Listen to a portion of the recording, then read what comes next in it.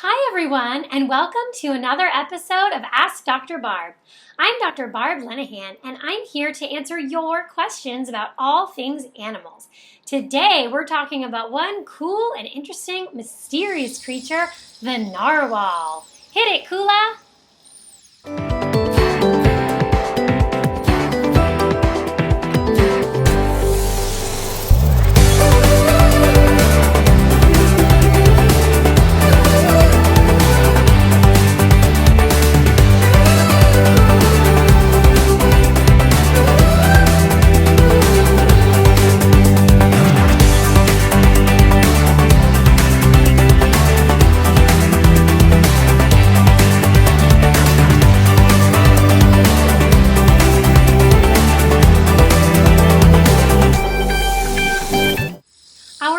Question today comes to us from Ethan, all the way in England.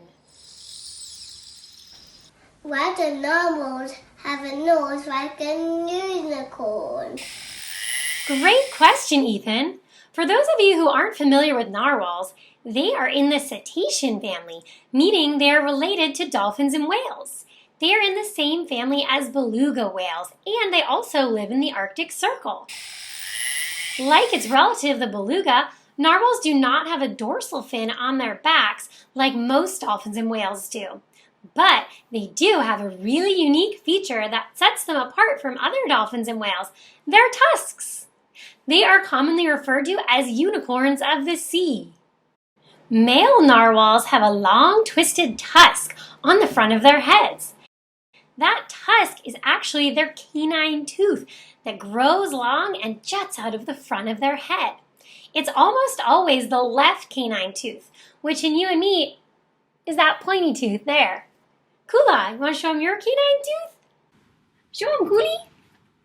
Right there, that big one. Rawr. Good girl. Very rarely, the right canine tooth will also grow long and the male will have two tusks, but that right one is usually much shorter than the left. Very, very rarely, a female has actually been seen to grow a tusk. These tusks will keep growing throughout the narwhal's life and can become up to 10 feet long. There is still a lot of mystery of why narwhals have these tusks, with a lot of theories out there. Scientists have shown that the tusks contain 10 million nerve endings and can serve as a sensory organ to detect changes in the water around them. Other scientists believe that the males use the tusks to attract females, showing off their manliness through jousting matches and forming a hierarchy within the pod. Others have suggested that the tusks can be used to poke through ice, and it has been shown that they sometimes use their tusks to stun fish before they eat them. Aside from their tusks, narwhals are pretty amazing creatures. You know who loves narwhals? Kula. So much so that she has a narwhal song she'd like to play for you. So by popular demand, here's more of Kula playing instruments. Narwhals, narwhals, swimming in the ocean like ice, but they're not frozen, not so good at building snowmen. Narwhals, narwhals, great at locomotion, tight deep in the ocean, thanks to myoglobin. Narwhals, narwhals, swimming in the ocean, their tusks of locomotion. Do they have teeth? No, son. Narwhals, narwhals, narwhals.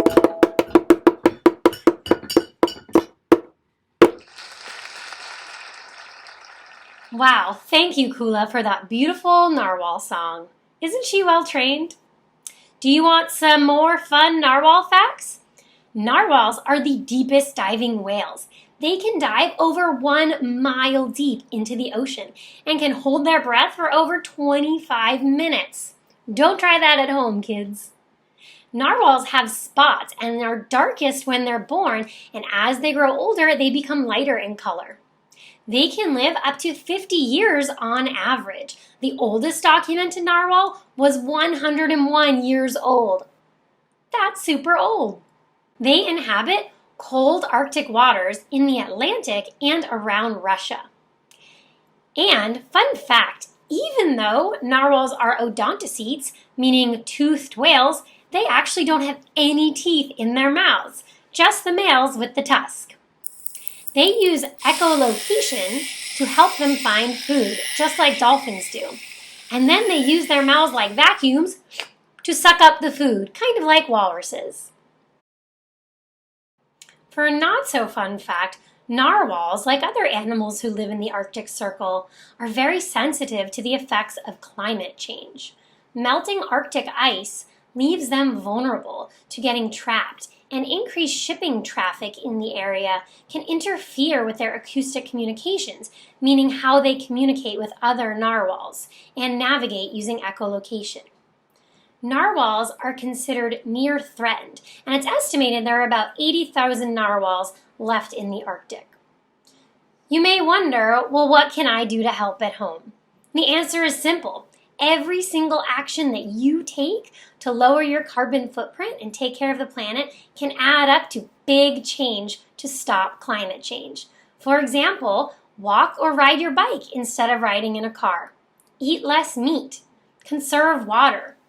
Don't use disposable plastics like water bottles and straws.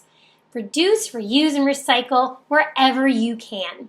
These small changes, when we all do them, can add up to a really big difference.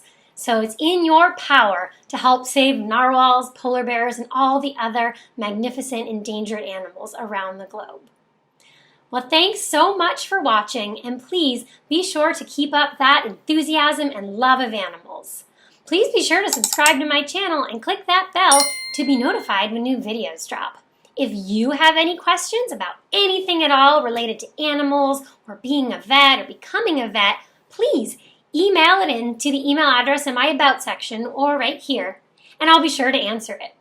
Thanks for watching, and we'll see you next time. Bye-bye!